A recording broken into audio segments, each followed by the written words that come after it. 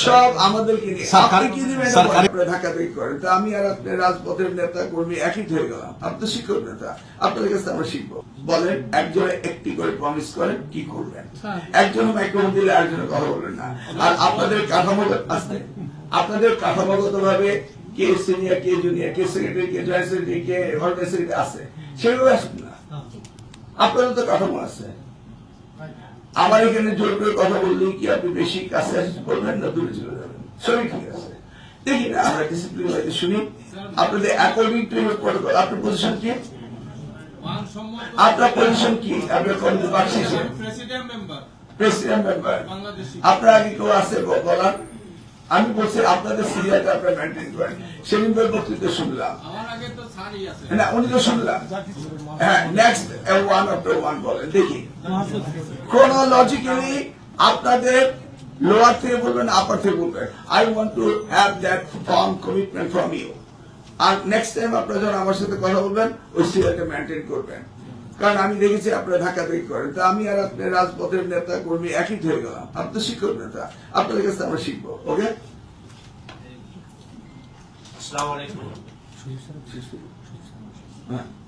আমি না আপনি কেন বলবেন? আমি তো বললাম আপনি আবার বুঝতে পারলেন না। আমি বললাম ক্রোনোলজিক্যালি বলতে হবে। পাঁচজনের কথা শুনবো ক্রোনোলজিক্যালি। আমি যুগ উপযোগী একটি কারিকুলাম চাই এবং সেই কারিকুলাম বাস্তবায়নের জন্য আমরা সমস্ত শিক্ষক কর্মচারীরা ঐক্যবদ্ধভাবে কাজ করব। আধুনিক মানসম্মত শিক্ষা ব্যবস্থা আমরা উপহার দেব।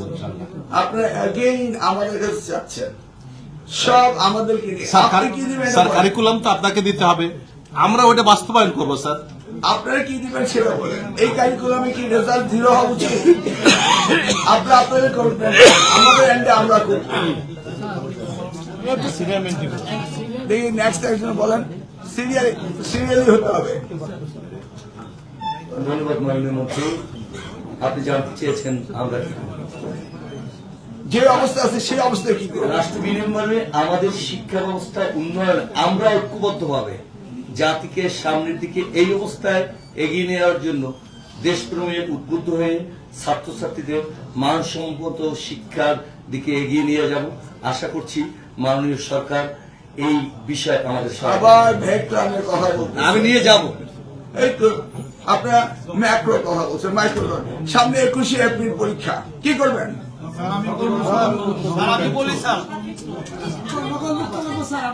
আমি তো বলেছি নকল মুক্ত তো আছে।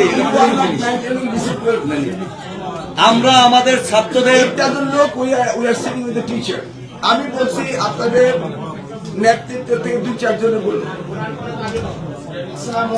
স্যার আসলে মূলত আমাদের ছেলেরা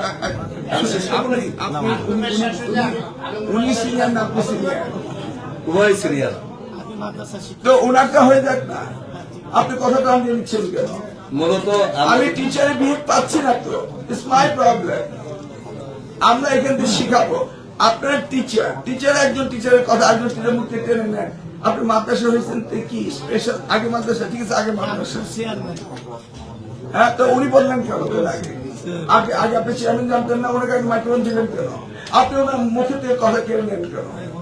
প্লিজ ডোন্ট ডু ইট। বলেন একজন লেটস ব্রেক দ্য মিটিং।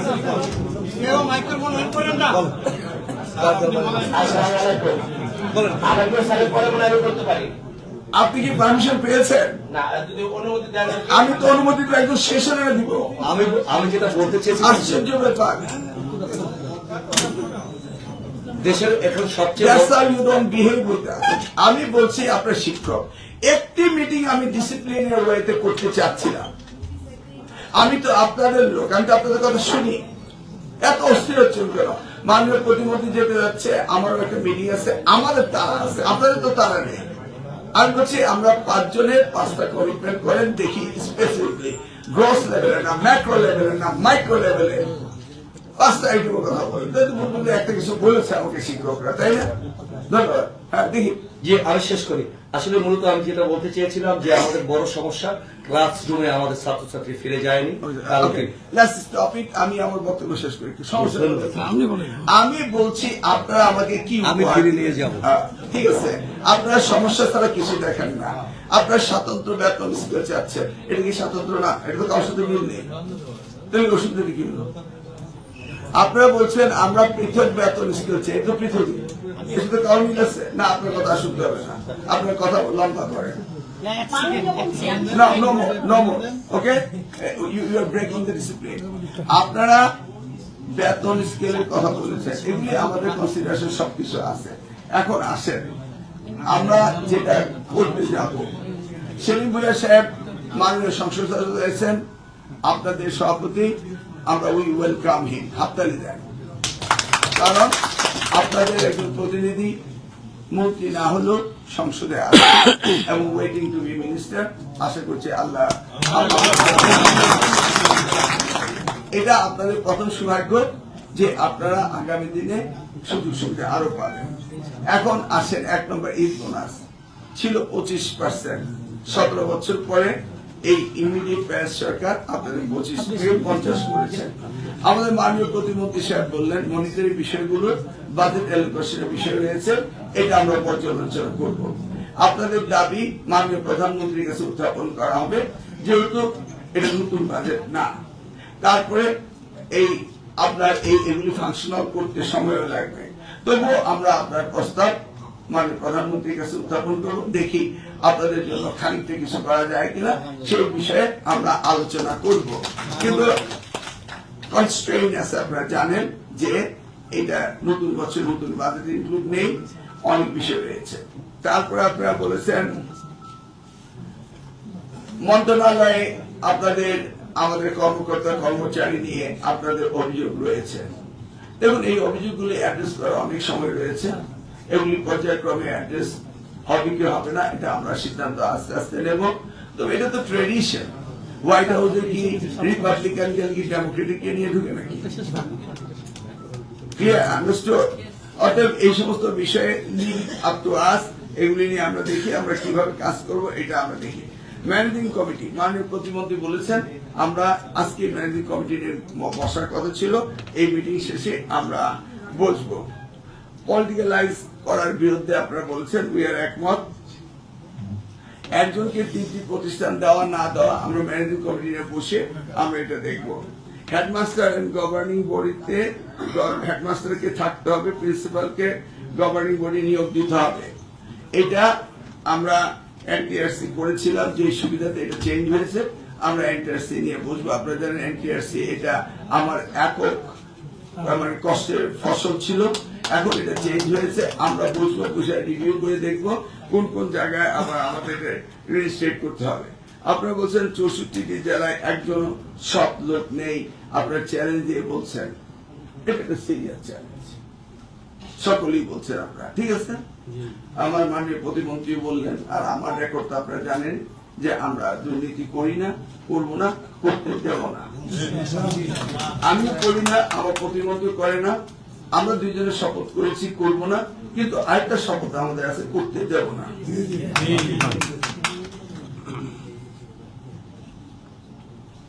আর কি অবসর ভাতা বিষয়টা, এটা লেটেস্ট সিচুয়েশন কি, এটা নিয়ে আমরা এখনো বসিনি, আমরা এখন অফিসে সুস্থভাবে বসতে পারিনি। আমরা অবসর ভাতা নিয়ে বসবো এবং কল্যাণ ট্রাস্ট নিয়ে বসবো, এটা আমাদের এজেন্ডায় আছে।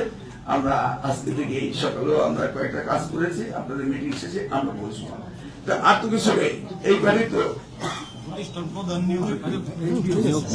এই কয়েকটা দাবি আপনাদের আসছে, এই দাবিগুলো আমরা জানি, আপনারা আবার আমাদেরকে বললেন, আমরা এগুলো নিয়ে বসা শুরু করেছি, আমরা এগুলো নিয়ে কাজ করব, আপনারা নিশ্চিত থাকেন। আমরা আগেও বলেছি আপনাদেরকে যে শিক্ষকদের দাবি দাবা নিয়ে আর রাজপথে আসতে হবে না, এই শিক্ষা মন্ত্রণালয়কে সবচেয়ে বেশি প্রায়োরিটি দিচ্ছেন আমাদের বর্তমান প্রধানমন্ত্রী জনাব তারেক রহমান। গতকালকে আমাদের ক্যাবিনেট মিটিং গিয়েছিল, সেই ক্যাবিনেট মিটিং এর 90% টাইম উনি দিয়েছেন শিক্ষার ব্যাপারে, সব বিষয় টুকিটাকি আলাপ হয়েছে, এটা নিয়ে আমরা কাজ করব ইনশাআল্লাহ। আপনারা এসেছেন, আপনাদের সকলকে ধন্যবাদ দেওয়ার আগে আজকে কিন্তু এই মন্ত্রণালয়ে ভিজিটার্স ফ্রি ডে। এখানে কোনো ভিজিটার্স আজকে ঢুকতে দেওয়া হবে না। আমাদের অথরিটি আমাদের সুপারিশের কারণে আপনাকে দিয়েছে। আবার বলছি, আপনার শিক্ষক কোথাও কোনো মন্ত্রণালয়ে না গিয়ে, কোনো মন্ত্রীকে ফোরাত করে না দিয়ে স্পেশালি আপনাদের পারমিশন করানো হয়েছে। আপনারা আস্তে আস্তে তুলে দেবেন, যেন আমি বলতে পারি যে আমাদের শিক্ষক যারা ডিসিপ্লিন শেখায় তারা ডিসিপ্লিন মেনে চলেছে। আমি আবারও আপনাদের আন্তরিকভাবে ধন্যবাদ দিচ্ছি। আপনাদের দাবি দেওয়া আমাদের মনে আছে, এটা বাস্তবায়ন করতে হবে। করার জন্য আমরা পর্যায়ক্রমিক পদক্ষেপ নেওয়ার কাজ আজকে এই দুপুর থেকে আমরা ওই মিটিং গুলো একটার পর একটা অর্গানাইজ করছি। আর সর্বশেষ কথা, দাবি বিনা তো আপনাদের সাথে আছেই। গ্লিটারের টুইন লেমন ও অ্যান্টিব্যাকটেরিয়াল ফর্মুলা বাসনকে চকচকে জীবাণুমুক্ত করে আমাদের দেয় গ্লিটার গ্যারান্টি।